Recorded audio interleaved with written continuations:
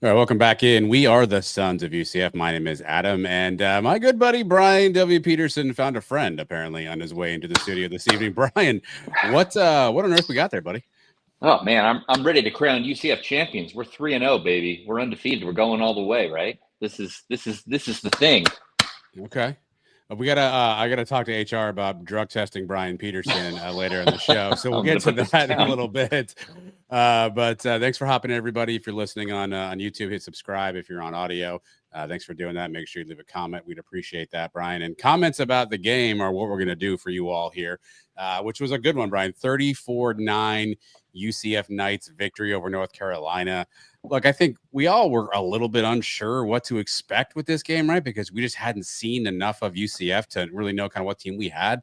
Obviously, Belichick and Carolina, we'd seen a little bit of them, but not enough either. So this was kind of one of those games where you and I were talking beforehand. We were with Bailey, Bailey from the Pegasus podcast. And we were talking about of the four possible outcomes, the one we did not see likely was North Carolina blowing out UCF, but we could see any of the other options, close wins by either teams or kind of a blowout by UCF as something that could happen. And I guess we got close to the blowout, Brian. Like I mean, I don't know that I really thought this could happen, but it certainly was a really, really good win for this Knights team. Yeah, it was a lot of fun. And to your point, I don't know where you draw the line as to what is and isn't a blowout in college football. I mean, these games are so wonky. That's why you play them on the field, right? But in any game where you put up over 30 points and you hold another team to less than 10, single digits, I mean, that sounds like a blowout to me. Um, the more that the game went on, I think the more that we saw that Carolina was the team that we kind of thought they were going to be, which isn't very great. Their quarterback, Gio Lopez, struggled all day long until he ultimately went down with an injury and was replaced by their backup quarterback, Max Johnson, who was able to move the ball a little bit more efficiently than Lopez was. But I still don't know that we know much about what this Knights team is yet. We're learning every week or every game that we play. 3-0 is certainly where you want to be going into conference or Big 12 conference play, excuse me. But it's only going to get harder from here. So I think the team has got a little bit of a confidence booster now that they've played a few games and faced some adversity. You know, played an ACC team, played a Big Four team or a Power Four team, excuse me. And we'll see how they do when conference play opens up next week on the road in Manhattan, Kansas. Well, I guess let me ask you this question, right? So a lot of times people look at seasons in terms of quarters, right? Like basically every 4 games you kind of look. If I had told you before the season starts, hey, after one quarter of the season, the worst UCF can be at this point now will be 3-1. Or obviously we have a game against Kansas State coming up. The worst you could be after one quarter of UCF football is 3-1. Is that what you expected? So when you were kind of sitting down for the season, you're doing that whole thing we all do, which is win, loss, win, loss, win, loss. Did you expect 3-1? And if I told you, hey, Brian, I guarantee you 3-1 through the first 4 games, I assume you'd have been happy with that, yes? Oh, absolutely. I'll take 3-1. I think so. We talked about this on Last Sons today, and I had said that if we won the North Carolina game, I would be willing to change my season projection from 5-7, which was Oh, preseason are we projection. breaking We news? did. Breaking news. We're going to bump it up to 6 wins, baby. We're going bowling. Okay, all right. If we can continue to build off of what Scott Frost and this coaching staff has laid down for this team, I think that we should be able to find 3 more wins here on the schedule somewhere, with some of these teams in the Big 12 not being maybe what we thought they were going to be. Perhaps K-State is one of them next week. And I'm sure you guys will go over that in depth this week when you look ahead to K-State. But I'm really happy with most everything that I saw from this team. And if you're offering me 3-1 with a roster turnaround that Scott Frost has had to put together this offseason, I mean, I don't think anyone's going to not take that in this scenario. Yeah, I think August 27th, if I had called every UCF fan together and said, hey, I can guarantee you 3-1 right now, I think we all would have signed up for that, right? To your point, with all the things that we did not know and all the concerns you may have had with the team at that point. But I think many people, I assumed we'd be 3-1, or I guess maybe 2-2, right? I think this Carolina game, I think for a lot of folks was probably a toss up. Sure. Because again, you just didn't know what to expect, and the myth of Bill Belichick, which we'll get into in a little bit, I'm sure, probably scared a lot of people about, oh wow, Belichick, I don't know about this one. But obviously, again, we're way ahead of ourselves, Brian, because to your point, we are 3-0. And let's talk about the good that we saw on Saturday. And I think, man, I was trying to figure out the way to say this. Like, I think you've got to give Scott Frost and offensive coordinator Steve Cooper like a rousing round of applause for the game plan they put together on Saturday. It was tough to kind of realize when we were there live, but you came back, I watched them the replay, you look at the stats. It was clear that they abandoned the quote unquote UC fast style offense, and they controlled the ball, Brian. They dominated the ball. They had long drives of plays of 13 plays. For UCF to start. They had another 14-play drive at some point. They had an 18-play drive at some point, like long drives, staying in the field, converting third and fourth downs. Obviously, North Carolina can't beat you if they're not on the field and they don't have the football. So kudos to Frost and Cooper, who put together what I think was just a phenomenal game plan. And obviously the players executed it. But if we're going to give out like game balls and flowers and whatever else you give out to people after good things happen to them, like Frost and Cooper deserve a ton of credit for the game plan they put together on Saturday. Oh, no doubt. I think that if George O'Leary watched this game, he was giving it the thumbs up, clapping from his retirement home, wherever he is right now. Because those drives were impressive, right? I mean, it wasn't the Josh Heupel chuck it downfield 3 times and, see if you get into the end zone or punt it away. I mean, they were methodical. They were able to keep time of possession away from Carolina and to basically at will move the ball, whether it was on the ground, Taven Jackson with his option keepers that were impressive led to him getting a touchdown on the day. Or if it was throwing, the mid to short game passes, or even a couple longer balls to keep drives alive when we were in those third and long situations. So I don't know if it was the scripted drive that impressed me most to come out from the start. I mean, and that was at least 10 plays. I don't even know. I did look what the time was. 7 or 8 minutes off the clock to start. Yeah, first drive was 13 plays, 75 yards, 6 minutes and 37 seconds off the clock. 6 minutes and 37 seconds. For a UCF fan, that's mind-blowing. And Scott Frost had said in his pressers that they're going to go at whatever speed they have to go at. Not only did we see the 6, 7, 8, 9 minute drives, we also saw them in a 2-minute hurry up at the end of the first half to go ahead and get some points there as well. So they're able to kind of shift gears and go for, whatever kind of drive they feel that they need with whatever they have left on the clock, which is really refreshing. Well, I thought a key to the game, Carolina, I think, was like second worst in the ACC in getting off the field on third downs. I think they were giving up the second most third down conversions. And so that was going to be key to the game, right? Can UCF stay on the field and convert some third and fourth downs? And they did, Brian. And to your point, so the first quarter, here's the first quarter play. 13 plays, 75 yards, touchdown on that play, right? Get a quick turnover, quick change of possession. They kick a field goal, which I didn't love. Carolina then has the ball for 3 plays. They punt. And then UCF puts together another 14-play drive that takes another 7 minutes. I mean, they basically dominated the ball throughout the entirety of the first quarter and then into the second quarter. And at that point, you scored on every drive and the offense was able to kind of move at will. But it was also the style, Brian. You didn't see a lot of downfield throws. And I think after the game, Frost said that was kind of by design, right? But you didn't see a lot of downfield throws. You saw a lot of intermediate passes, a lot of short routes, a lot of quarterback run game, which we'll get to in a second. But it was not only the way that, they strategized this game and said, we're going to kind of take the air out of the ball a little bit. We're going to sit on the ball. And we're going to control the clock. They seem to have the right play call for the right play every time. We were joking up at the cabana, the Frost was in his bag at some point, like just the plays he was calling, the things he was doing. It's been a long time. I don't want to be hyperbolic because it feels like, hey, it's a win, so we should talk about it. It's been a long time since I felt this good about a play calling system. I mean, for all Heupel's good, it was chuck and duck, right? Like you were just throwing downfield and hoping guys were there. Malzahn had a couple of games early on in his career, but after that kind of died. This is a professional drive. You know what I was thinking, and I meant to text somebody who's a Rams fan. If he hears this, maybe he'll know. So I'm talking about him.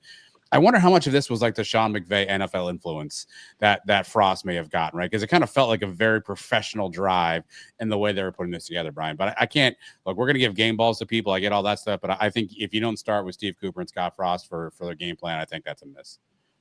We said last week that, or at least, you and I were joking on the show. We were saying that UCF is back. UCF is fun again. And I think part of the reason we're able to say that UCF is fun again is not because we're 3-0. It's because the product that we're seeing on the field feels different. And I think that part of the reason that it feels different is because you have faith that, Steve Cooper, Scott Frost, Mackenzie Milton, and the players are going to be able to put a product on the field that is fun to watch, right? We're not going to see the same jet sweep over and over again that's going to lead us to, 3rd and long, or we're going to wind up punting in every scenario. It feels like Scott Frost does have that bag of tricks, and they're able to pull things out of it and use it to keep the ball moving when they need to. And that's what makes UCF fun, right? That was that whole UCF fierce, UCF fast mantra when Frost was here back in 2017. And even we saw early flashes of it in 2016 when we were still building. And that's what we're seeing now. And I think you bring up a good point, which is now that Scott Frost has left the program and come back, he's had several stops before he's gotten here. What has he picked up along the way that's influencing his coaching style and the play calls that we're going to see? And I think that we're just getting started from that perspective, and there's going to be a lot more fun things that we see from this team as the season goes on. Yeah, like I want to be careful not to anoint Frost like the second coming of Vince Lombardi or anything but It was clear that his first tenure at UCF, right? Like he had his offensive system. That's what he ran.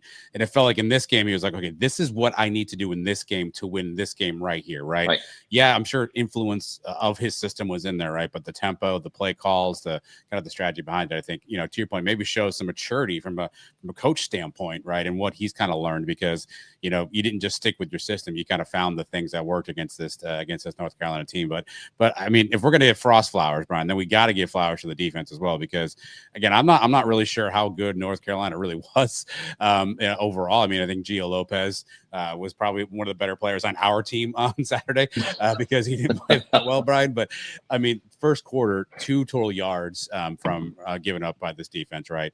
Second and third quarters were the 2 quarters that Carolina really hurt that defense the most. Gave up 95 and 90 yards respectively. But this defense was flying around, making plays.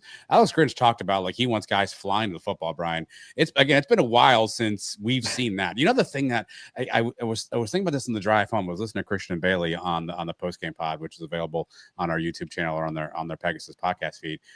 It's been 3 games, and we have not complained about one time missed tackles. That always seems like a thing we always talk about as a fan base. Like, we can't tackle anybody. We can't tackle anybody. Wrap them up. You can't get them to the ground. How hard is it? It's day one stuff, right? And I'm sure there's a tackle or two that have been missed that I'm forgetting right now. But I feel like we have not talked about the missed tackle situation. And I think that speaks to guys flying around the ball, making plays, wrapping guys up. And again, the offense put together a great game plan, but the defense, I think, suffocated the life out of this Carolina offense when they did get on the field, didn't give them much ground. And obviously, that's essentially how you end up with a 34-9 win. Yeah, I mean, it all comes down to fundamentals, right? That's what, if you're a coach and you're preparing your team to go on the field, whether it's offense or defense, you want to go back to those fundamentals all the time. And I think that we've had several defensive plays in this season so far where guys were able to make tackles that had they not gotten the tackle, had they not wrapped up the defense or the offensive player at the time and made the tackle, I think that some of these games would have been a little bit more different. That first game against Jacksonville State, we had that 4th down play, and I don't remember who it was now, but I mean, he made that tackle it was a solo tackle by himself to stop Jacksonville from driving and get us the ball back. And if he doesn't make that tackle, completely different ball game for UCF, right? And there were several tackles that took place by the defense in this game against North Carolina where solo players, grab the defense, they wrap them up, get them to the ground, and that type of fundamentals really is the base that you have to build off to be a successful football team. Jaden Williams was the guy you're referring to in the Jack State game. I thought, what else was interesting. It's kind of refreshing, and I don't mean to knock a current player when I do this, but I do want to make the comparison because I think it's important. We had seen in the North Carolina A&T game, Cole Kozlowski was a guy that was just flying all over the place, led the team in tackles, was leading the team in tackles, even though he'd kind of been playing in spot duty. Now he'd been banged up in fall camp, so perhaps that was an issue. Kelly Lawson was starting a linebacker next to Lewis Carter, who we'll get to in a second. Kelly Lawson did not have a fantastic game statistically, at least against North Carolina A&T. I think a lot of us thought that, hey, maybe is Cole Kozlowski better, and what should we be doing here? And again, you can say it was trending that way, Brian, but I'll say this. They brought Kelly Lawson to Media Day in Dallas, right? Sure did. Kelly Lawson's been at the podium a ton of times for UCF. I think that's a guy they were counting on. They thought was going to be a big piece of this defense. And they go back, they look at the tape, they look at stuff, and they decide, you know what, we're gonna start Cole Kozlowski against North Carolina, which they did. And I think he had snapped him almost 3-1 when you look at the total play count. So I just think that's not, to me, I don't feel like that's something that Gus Malzahn would have done. I don't think Gus Malzahn would have sat an underperforming player, or maybe a player who wasn't performing as well as his backup, and maybe not made that move. I think X-Ray Alexander is a name that comes to mind for those who remember last year at linebacker. Yep. He didn't play till 6th or 7th game, even though he was clearly one of the better linebackers. And again, I just think that speaks to this being a little bit different, right? And no knock on Kelly Lawson. I'm sure he's going to make some big plays. He obviously had the field goal block in the first game for UCF, but I think it just speaks to how this staff are thinking about this differently. And every coach says this, Brian. I don't care where you come from. I don't care how much you're making. I'm going to put the best guys on the field. And how many of them really do that, right? This could be an actual example of UCF saying, hey, you know what? We're probably not paying the Colgate guy as much as we're paying the guy from Virginia Tech who's 6'5" and chiseled, but this is the guy who's on the field. I thought that was an interesting and telling item, and we'll see if it continues forward. But I thought that was interesting to note on Saturday. Well, Coach Frost has alluded to that in the past, right? In some of his pressers, he's made the comment that he's got, they're going to play the guys that they think give them the best opportunity to win, not the guy that's making the most NIL money or, has the best Twitter page or whatever it is. They're going to play the guys that they feel most confident with. And I think that we saw that probably with Cam Fancher starting at quarterback over Taven Jackson.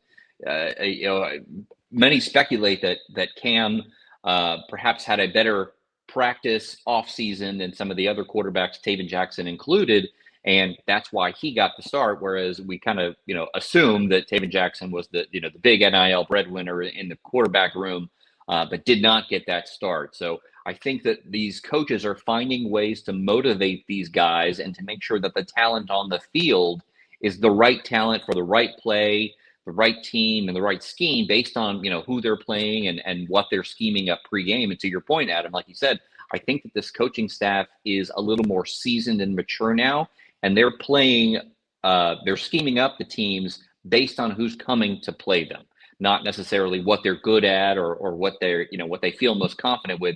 They think, hey, we're going to be able to go and we're going to find a defense that's going to work against this offense that's coming into town or that we're going to go face. And I think that this coaching staff is more confident in their ability to do that as the season goes on and these players perform the way that they have been. Lewis Carter, I got to shout him out. He had 10 total tackles, 1 sack, 2 tackles for loss. I mean, he was just a great play. He didn't play in game 2 because of the suspension, and then I think the blowout. So Lewis Carter at linebacker was flying around everywhere. And Brian, this defense was flying everywhere. Nigel Kelly making big plays. Antoine Jackson had a pick 6 called back, which sucks. We would have been, I think, the only team in the country that have a pick 6, a special teams touchdown, or an offensive touchdown. I think on the season, maybe somebody else did that after that. I don't know, but that was a crappy, unfortunate move because that place was rocking at that point, right? It was 7-0. That first drive, we get a pick 6. And again, it works out in UCF's favor, right? Ball don't lie, as they say, as we get the pick back from Nigel Kelly, although we set up for a field goal. Let's switch back to offense for a second. Your quarterback, Brian, 25 of 32, 223 yards, a touchdown, also had 66 yards on the ground and another touchdown. Is there any question in your mind that Taven Jackson is QB1? No, I don't think so. I mean, I don't think we had that discussion, needed to have that discussion prior to that game starting either. I think that we were, for the most part, pretty solidified in the fact that Taven Jackson had earned the right to start. You made the argument at some point in the last couple of weeks, do you lose your job to injury? And Cam Fancher's point, But I think that Taven has proven himself on the field thus far. I've seen a couple folks saying that, his numbers were great, he was efficient, but he was more of a game manager. I'm not sure that I'm willing to lean that way yet. I thought he was pretty impressive on the field, both with his arm and his legs. Several of those option keepers that he kept, it fooled me up in the cabana. Right, yeah. It fooled Mark Daniels on the radio broadcast, and it fooled the guys recording on Fox. Right, so and the defense, by the way, might I mention, also important. I don't think that anybody is going to be able to challenge him unless something drastically changes in the coming weeks. It's funny, man. Like we feel like for quarterbacks, we've used like game managers become like a negative thing, like a knock on you as a quarterback, right? But I what's interesting about this game too. I was thinking back to future game or previous games that we've had, right? And if you're North Carolina, you go home and if you're a fan, a player, whatever. Like I think a lot of times for UCF, you'd go home, last couple seasons, and you'd say, "Man, we just couldn't stop RJ Harvey. That guy's just too good, right?" Or, "Man, we just couldn't stop Mackenzie Milton. That guy just slung the ball like he just sliced us up and down. Like, man, that Dylan Gabriel, man, that guy's got an arm on him." Like, there wasn't anybody. I don't think you walked away from this game going, "Man, we couldn't stop blank." I thought Taven was good, to your point, but I think he made the plays that were in front of him. He made the plays that were there for him to make, and obviously, in the way that Frost and Cooper drew that up schematically, right? Like that works out for UCF. But this is a game where I don't think you left saying like, "Oh man, we just hats off to that RJ Harvey, man. We just couldn't beat that guy tonight." Like, I think who do you say hats off to in this one? Like, because I think the entire offense just made whatever play was there to be made when they had the ball in their hands. And yet Taven's going to make more of them because he has the ball in his hands more than anybody else, I guess, except for the center. But he's going to make more of those plays. But I don't think you walked away being like, "Man, whew, and they really got us with that one guy." Like, it was a complete collective team effort. And I think, to your point, if that means that Taven was a game manager and that's the result, I will take that every day of the week. Absolutely. I will take that each and every Saturday. If that's game manager and it gets me 34 points and an efficient offense like that, sign me up every week. Well, I mean, they spread the ball around to everybody. You had 3 or 4 receivers that were, impact players in the passing game. Miles Montgomery got in the end zone for a touchdown. Jaden Nixon got in the end zone for a touchdown. Kylan Fox caught a touchdown pass. Taven Jackson, ran in for a touchdown and threw the pass to Kylan Fox. And we even had some Ja'Cory Brown action later in the game, and he was effective moving the ball. So, I mean, I to your point, I don't think you can point to any one person and say that they were the reason that we won this game. It was a joint effort. Certainly things to clean up. And I'm curious to see what they're able to bring as far as offense is concerned when they go to Manhattan next week. But this game was a very concerted effort on the entire team. You can't remove one guy and say, "Oh, if you take him out of the formula, we lose the game," or the game is different. I think that they were able to spread the ball around, give it to everybody, and that's part of the advantage that this offense has right now. Well, the receiver specifically, you mentioned 9 guys caught passes, 7 guys caught more than one pass. Mm-hmm. Dylan Wade and Dwayne Thomas Jr. had the most with 5 apiece. But again, Taven was very comfortable spreading the ball around. And I always look at this like the basketball analogy, but I know you're not a huge basketball guy, but typically like the argument of basketball is like, who's going to take the last shot? Right? Who do you want the ball? Whose hand should the ball be in when it matters the most? Right? And I think you can kind of apply the same concept to football, right? You see it in the NFL on something like, hey, and this matchup 1-on-1, you want to throw the ball to Mike Evans. He's going to make the play, right? And so on one hand, yeah, I guess you could be, if you wanted to be, you could be concerned that UCF doesn't have that guy, right? Like, I guess from a playmaker standpoint, Miles is probably the closest, but they don't have that guy where you go, okay, it's 3rd and 4. We need a big catch right here. We're going to go to blank, right? Like, yeah, you don't have a name, but it feels like Frost has trust in a lot of these guys. And I guess we'll see if that's a formula that can win you football games when you just don't have that alpha, that stud, that one person you rely on, but rather you're getting contributions from 3 and 4 guys. I guess we'll see if that can work, because that's at least how UCF's winning games right now. Looked great on Saturday. We may be on one of these in a couple of weeks ago, and that was stupid. Who the hell are we throwing the ball to, right? But for one day, for 1 week, it looked fantastic for the Knights to be able to spread the ball around to everybody. I mean, I'll play devil's advocate with you. If you got that one player that's your go-to, and you're on, a crucial third or fourth down that you need to convert, you know that the defense is going to double team this guy. So maybe being able to spread the ball around provides opportunity for the offense to not have to rely on that person, and they can go to whoever, going back to our discussion about scheming up the team that we're playing. Perhaps that opens the opportunity for the offense to find ways to convert those crucial third and fourth downs in that big moment by spreading the ball around to somebody else. I don't know. Yeah, we'll find out, right? Obviously you can win games both ways. Like I think you can. Well, again, I guess that's maybe what Frost, why we should be lauding Frost is he's saying to himself, okay, I don't have that one guy.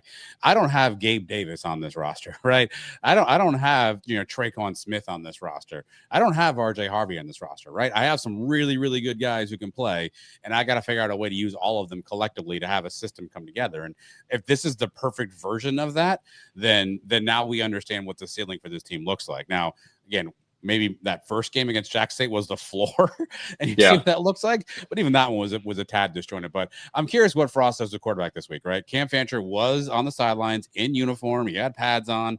Obviously did not play in this game. We saw Jakari Brown, to your point, mainly as a runner, which was a nice little wrinkle at times for the Knights, and I suspect you'll see more of that too. So I wonder if he's going to do this whole like, well, I got three guys I can win with, and Cam's a gay. I wonder. I don't know. At some point, I wonder if you just say to Taven Jackson like, hey, this is your ball. Like you go. But Frost also said, hey, this is a kid that kind of needs to be a little bit like lit a fire under. So maybe he does motivated.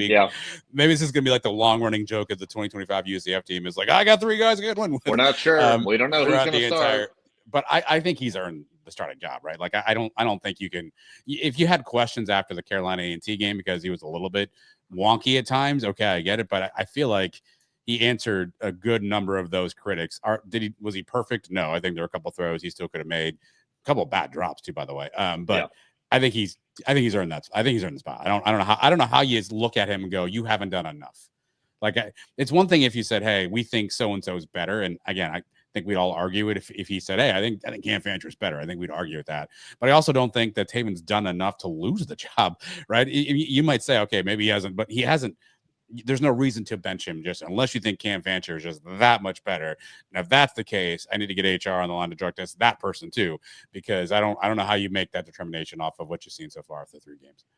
I mean, I don't think that you take the hot hand out, right? I mean, that's one of the big things in football is you stick with momentum, right? And if this team is able to go 3-0 under the I don't want to say leadership, but I mean, I guess it really is the leadership of the team and the quarterback being the leader of the offense under Taven, then you don't pull him out unless that you have a specific reason to do that, whether it's some sort of injury, knock on wood, we hope that doesn't happen, or they are not producing given the opportunities that they have on the field.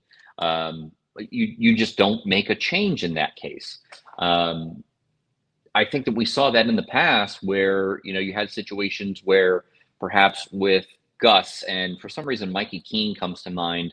JRP gets hurt. Mikey Keene comes in. He's able to play really well, specifically in that Cincinnati game. And we all think, okay, Mikey Keene is, proven himself. He's playing well. The team has rallied around him. We won that game.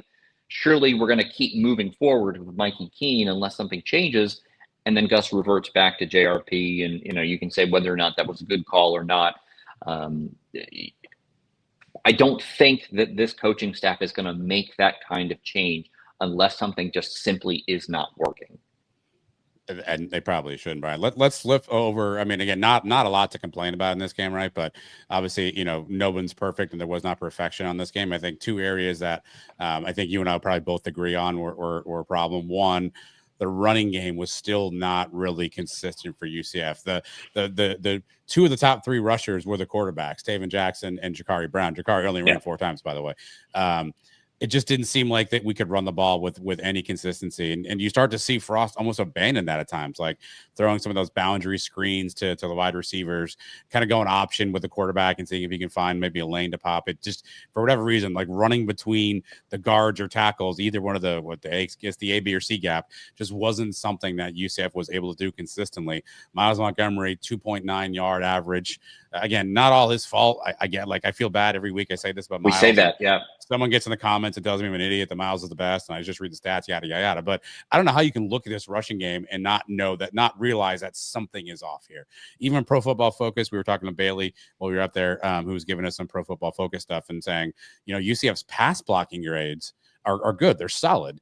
Their run blocking grades are well below average. And that's kind of wild, because most linemen would tell you they want to run block because they want to push somebody over, right? They want to be the aggressor. They want to be the guy really dominating, action and play, versus, pass block. You're kind of waiting to sort of stop somebody. But I don't know how you look at this offense right now and feel comfortable about what we put together on a bread and butter running game. If you're talking quarterback runs, which I know are still runs, but if you're talking bread and butter, hand the ball to a running back and he makes a play, that still just hasn't clicked right now. We've really been spoiled when it comes to running backs with this UCF team. You can go back obviously we talked about RJ Harvey because he was the man last year, and he's playing in the NFL now. But even you can go back and you can talk about, even you can talk about Bowser, you can talk about, Adrian Killens, you can talk about, you can go all the way back to Kevin Smith. We've had a handful of running backs that we've just been lucky to have had on this team. And I don't think that Miles is to blame for this. I think that he is just as talented a running back as we thought he is. But something is not working, to your point. I don't know if it's the offensive line. I don't know if it's the scheme that they're trying to put Miles in. Maybe he's not meant to run between the tackles and he feels more comfortable, moving on the outside. I don't know what it is, but it is a concern that we're getting, into, 4 or 5 weeks into the season now. We're heading into our 4th game, and I have zero confidence in the running ability. If we needed to rely on that running game to save us in a situation where we had to come from behind, perhaps, I just don't see it happening. And again, I don't know if that's on the running back specifically, or if that's on the offensive line, or the defense just expecting Miles to get the ball and they're doing something on that side. I'll leave that up to the professionals and the coaches to figure those things out. But something is off. Well, to be fair, again, I don't want this to be like a Miles bashing situation, because that's not what I'm doing. Not at all. But Jay Nixon, 5 carries for 10 yards. Right. I think you throw out the second game against Carolina A&T where he just kind of ran wild, right? 5 carries for 10 yards. He averaged 2 yards a carry.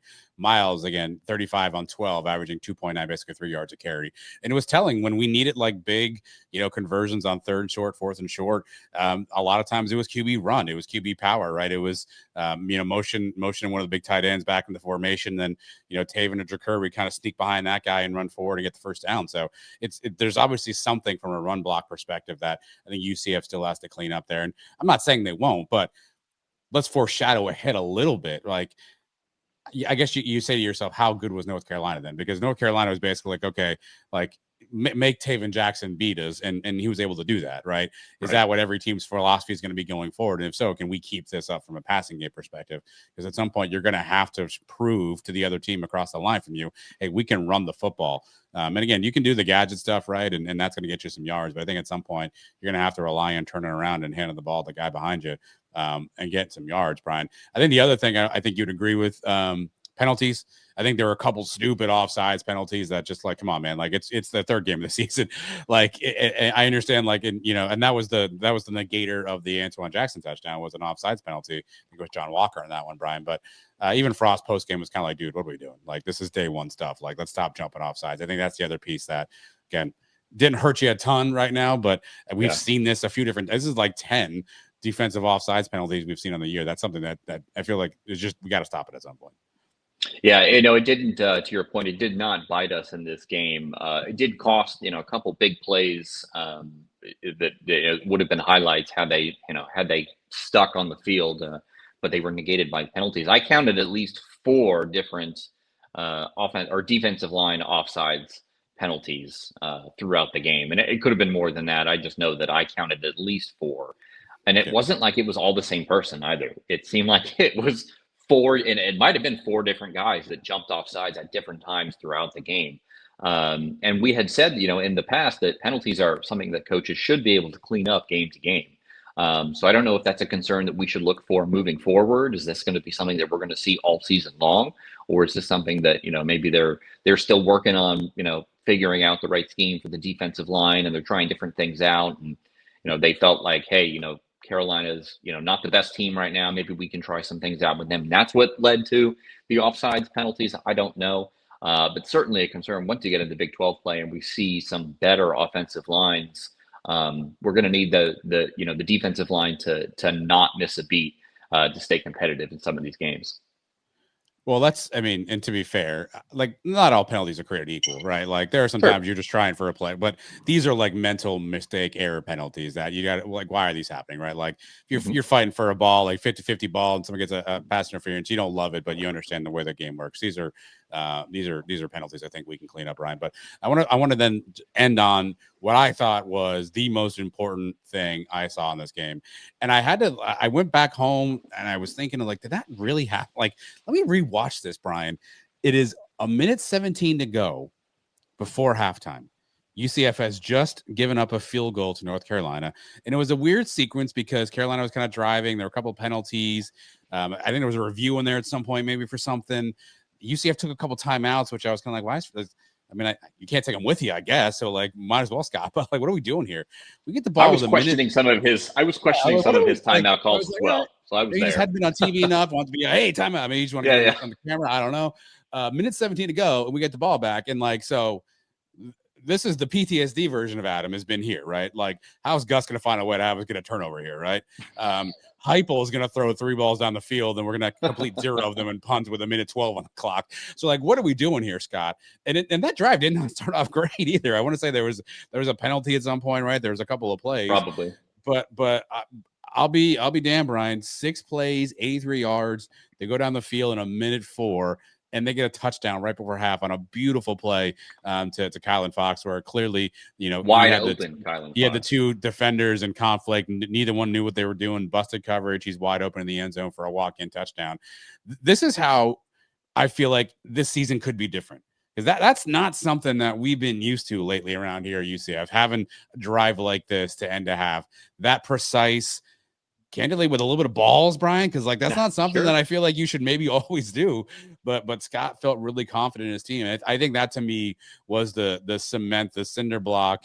Before that, we were all kind of like, all right, like we got, we 3 field goals. 2 field goals. I don't feel good about this. Like it was 13-3 at that point, I think. Mm-hmm. You don't feel good about all, like, why aren't we up by more than that? And that's when you kind of were like, okay, like we got this figured out, Brian. I thought that was just a huge drive and something that I was not expecting out of UCF. I think that you and I at the time were commenting to each other that, okay, we've got 2 picks in this first half and we've only gotten 6 points out of it. Not exactly the most confidence boosting. Yes, it's great to get those picks, but to only walk away with 6 points off of 2 picks doesn't inspire the most confidence in your offense, or the fact that we're going to be able to hold on to this lead and perhaps win this game. But to your point, this coaching staff and their confidence in the players to go out and make a play and, to put together a drive when you need to, whether it's the play or the drive that's, 10, 11, 12, 13, 14 plays long and chews up clock, or it is that 2-minute drill that we saw at the end of the first half, they've got something that they're going to be able to pull out of Scott Frost's bag to make it happen when they need to. And the important thing to remember is with this coaching staff, at least personally, the way we are right now, it feels like Scott Frost and his coaching staff are playing to win, whereas it always felt like with Gus, he was playing to not lose the game. And that's one of the big criticisms we had of him, or at least that's what it felt like at times, right? You'd go up big and then we'd get conservative.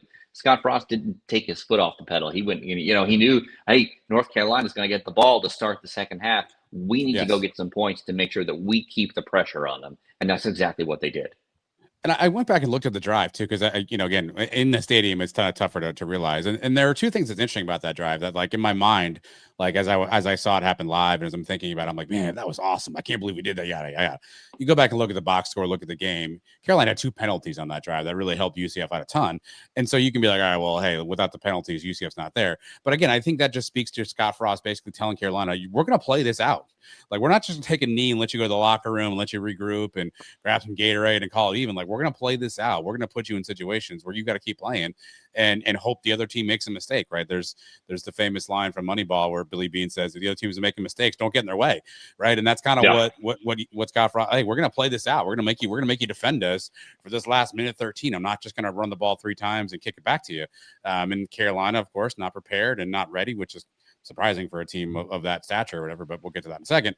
And obviously, UCF's dancing in the end zone. And I think that was the key turnaround from that game. That, by the way, Brian, not for nothing, but I was kind of upset when Gio Lopez went out because I feel like Max Johnson actually made it a little bit closer by giving, I mean, although they took like 18 plays to get their only touchdown. So if you're going to do that, I mean, I feel good about it, but like, there was a bit of a spark when Max Johnson came, and I was like, "Ugh!" I felt like we may blow these guys out. I felt like it may have been like we may house these guys, and Max Johnson at least came in and made it a little bit more interesting at the end there. Well, so there's 2 things. One, we'll stick with the Max Johnson thing just since we're on that topic now. That was one of the criticisms that the Carolina fans have had about this team so far this year is they don't have confidence in Gio Lopez, right? I know a lot of folks were calling for Max Johnson to replace Gio Lopez earlier in the season. Not that we're very far into the season, but he hasn't exactly lit the world on fire. And folks wanted, the most popular quarterback on the team is going to be the backup quarterback, and that's what Max Johnson is. So to your point, he was able to come in, and I was starting to scratch my head a little bit. Well, they've got a little bit of juice here. They're able to move the ball at will. It did take them a little longer than they probably should have if they were going to try and come back and win the game. But it certainly lit a spark in the offense for North Carolina that our defense perhaps wasn't prepared for. Maybe they had planned for Gio Lopez only, and when he came out, Max Johnson, was able to throw the ball a little bit better, and they didn't anticipate that as much. But yeah, to your point, I think that he was the more efficient quarterback for Carolina. And then the other thing was Bailey and I were arguing at the time when we were talking about that drive, that 2-minute drive to end the half. As Carolina goes down on, I think they get the stop on 4th down, and Carolina has to give the ball back to us. And Bailey's yelling, timeout, timeout, save the timeout. We only had 1 timeout left. And I'm thinking, no, what are you doing? We need to save that timeout for the field goal that we're going to have to kick. Because I'm still in the Gus mindset that is, we're playing to not lose the game, not to win. And Scott Frost said, oh, no, we're going to burn that timeout now. We're going to save this clock, and we're going to go down and score a touchdown. And that's exactly what they did. You mentioned, it's interesting. I think the other thing that we haven't talked about a ton, and I wish I had the ability to watch like the all 22 tape from the end zones, because it's not as easy to see on the TV broadcast, and obviously from the stands as well. But you mentioned both Max Johnson and Gio Lopez. I mean, they stood in the pocket and they were looking around for a while for receivers, and obviously at some point our D line gets home. Credit to the secondary, Brian. I mean, I know there's a couple of gaffes, a couple of times some guys running open, but like you don't just stand there for 5 seconds if there's someone to throw to, right? So either the Carolina quarterbacks are that bad, which I guess is entirely possible, or give some hats off to the secondary who are covering guys and getting enough time for those front 4 or blitzing linebacker to get home too. So just again, an all around great. I'm almost like speechless at like how well this played out for UCF, because I feel like it's been a while since we've had something like this. Again, Brian's got the championship belt there. Maybe we're a little too soon for that, but it's one of the best performances we've seen out of a Knights team in a long time. And to your point, Brian, it felt good just to have the vibes back. Obviously, you were at the game. We were there with a bunch of the Suns knuckleheads. Dolly, Mike, Bailey was with us for most of the game as well. Before we get to game vibes, it did strike me at one point in time watching this game. I'm like, that's freaking Bill Belichick on the other sideline. Like, how is it possible that we're playing a game in the bounce house and we're playing a team with Bill Belichick on the sideline? Like, you just never would have thought that would happen. And then you look up and you're like, and we're kicking his ass too, by the way. Like, in a million years, I don't know that I ever would have gotten there. And it's funny, like now looking back on this team and how they played, it's almost like, why the hell were we scared of them again? Like, what the hell? Yeah. It's really only because they had Bill Belichick. Like, I think that's really the only reason anybody was like, hey, I don't like, we knew Gio Lopez was struggling, right? I know the running back, Damon June was good, but like, when you look at the sum of their parts, the hat tip to Bailey and Christian, you don't like, you aren't really scared. It really was only Belichick, right? Was that the only reason we were concerned about this game at all? I think I was more scared of Jordan than I was of Bill Belichick. Which is Michael or okay, that one, yeah. Yeah, no, that Jordan, that Jordan. No, I don't know if it was you that had said when we were in the stands, like, just stop and think about the number of things that had to happen for us to get to this point in time where we are in the bounce house and Scott Frost is leading a UCF team against Bill Belichick and North Carolina, a game that we didn't ever think was going to happen, right? This game has been 6-7 years in the making because of all the storms and things that have gotten in the way. And then you throw on top of that the fact that Scott Frost is back in Orlando. Hey, by the way, Bill Belichick is now coaching in the college realm. So it's just crazy that we were in that situation. And there were several posts on social media where UCF football had posted pictures of Scott Frost, chatting with Bill Belichick on the field. It's mind blowing that this is where we are today. It's just so weird how we got there. But let's talk vibe check at the game, Brian. One, it was hot. It was really hot. It was brutally hot. And so everyone who kind of hung in there, kudos to you. I think I know that we're starting to get a little bit of our swagger back, Brian, when post games we're doing that thing where we're yelling about students leaving and alumni not cheering and people standing in the cabana. Yeah. That's how you know we're back, right? When we're not yelling about Gus kind of calling a play and some stupid fumble and why aren't we playing this quarterback? But we're back to yelling about, like, why are the students leaving and how come no one sits down? Like, that's how I know we're back, Brian. But vibes are good, man. I had a good time at the game. What was your overall rating and appraisal of your time at the bounce house on Saturday? Most fun that I've had in the bounce house in several years now, I think. Florida's going to Florida. It's going to be hot. It's going to be sunny. I guess that is what we get for complaining about the rain the last couple of weeks. And finally, I guess I'll take the sun over the rain. Make sure that we wear our sunblock better for the next game. But it was nice to see the bounce house rocking. We expected a large crowd just because of the caliber of an ACC team coming in to play inside the bounce house, plus the added allure of the fact that we had Bill Belichick coming in. And, I think that vibes are certainly high for the moment. I don't want to get too ahead of ourselves, guys. Let's pump the brakes a little bit. We still have a long way to go. And even Coach Frost said that in his post-game presser. He said, yeah, we're 3-0, but we haven't accomplished anything. So I think that the coaching staff understands that. They're not getting ahead of themselves. So enjoy, being 3-0, enjoy the win yesterday and, the national attention that we got because of it. But we certainly have a long way to go. Conference play is right ahead of us, and that's where we're really going to be tested.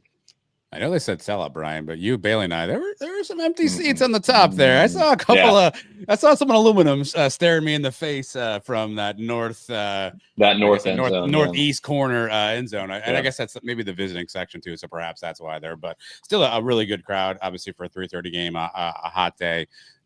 Still a really good crowd overall, and obviously, a good performance. We got back some of this. You were a little mad throughout the game, Brian Peterson. You wouldn't like him when he's angry, folks. Brian Peterson was very upset. What'd I do? Zombie Nation.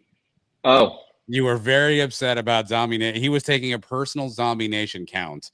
Now, I had heard it a couple times, and Bailey and I were like, I think I heard once or twice. He goes, no, you once. didn't. You heard it once. He was very upset at me. You then went to social media. Maybe once. I know I heard it once, at least in the first half, maybe the first quarter. You went to social media and other people were telling you 3 and 4 and 5 times. And I'm not going to say that Brian called you all liars. Brian called you all liars. You were disgruntled, my friend, at the lack of Zombie Nation. There was plenty of music that was played in the bounce house that was fun to jump to. But I did not hear a Zombie Nation inside the bounce house played until almost halftime. Now, if you want to challenge me and you want to say you heard one earlier in the game, fine. But twice? That's it? That's all we're going to get? I mean, come on. Yeah. I was just trying to get the fan base riled up. I did notice it, or I guess I should notice the lack thereof. But I was just trying to get the fan. I mean, if that's where we're at, where we're arguing about students leaving and the number. Well, yeah, that's where we're at, Brian. We're on social media now. We're playing Zombie Nation. I'll take it. We're yelling at Iowa reporters because they don't understand why we call ourselves UCF and they don't understand the whole Central. I got in on that action, yeah. It is so fun. Like, I guess maybe we all, like, sarcasm is tough to understand via social media, right? But, like, we're not, like, I don't think people realize we're making fun of Bill Belichick with the Centrals thing, right? Like, we're not mad about it. Like, sure, is it annoying? And sure, is it like, hey, your name is Bob, and for a billion years people will call you Robert. You're like, no, call me Bob. Like it's something similar there, but it's not something I think any of us are over here like grabbing our pitchforks and we're gonna go like burn down your shanty because you don't call because you want to call Central Florida. It's just a simple hey, by the way, Central Florida. Well, oh hey, it's UCF. Oh, they're all mad. Look how mad they get. Like we're literally just telling you that you called this maybe by the wrong name, but that's fine if you want to like get engagement out of it. But I just feel like people completely overblow anytime you're like, hey, Central Florida did well, and someone's like, hey, by the way, it's UCF, right? Well, look at these idiots. They're all on my mentions. Like, isn't that what you wanted? Like, but you guys are UCF. You are the University. I don't understand why you don't. Florida. This whole thing is just completely wild. But again, that's how we know we're back, Brian, is we're not yelling about Gus Malzahn. We're not yelling about KJ Jefferson's NIL. We're yelling about like Iowa reporters who don't seem to understand that Central, not a direction. No, this is when things are the most fun, right? I mean, I don't know if it's because we're such a young fan base compared to some of these, legacy programs such as, the Iowa States that are out there. But this is when things get fun. And on top of it, this coaching staff is finding a way to use these things to motivate their players, right? Yeah. There's no way in a million years that Gus is touching Central if he's still head coach at UCF when this game is played.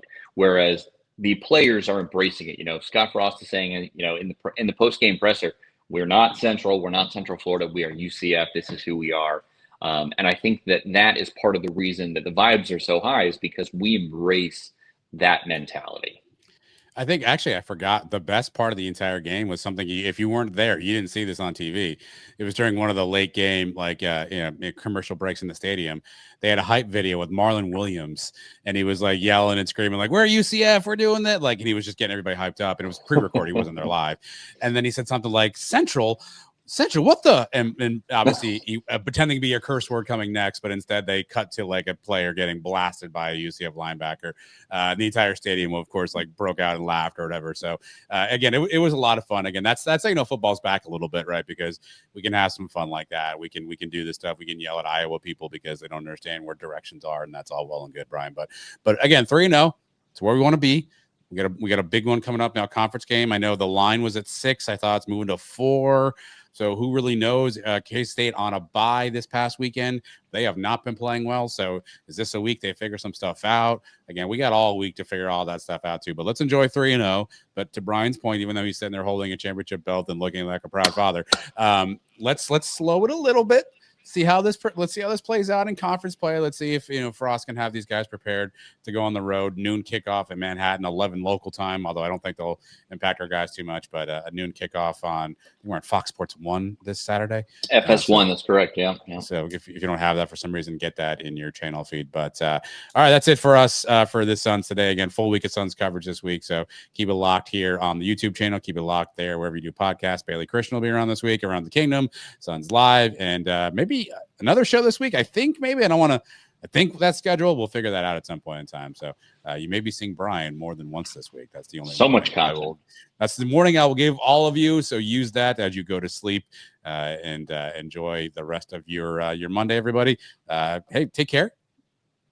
Go Knights. Charge on. Go Central. Go Central. Go Iowa.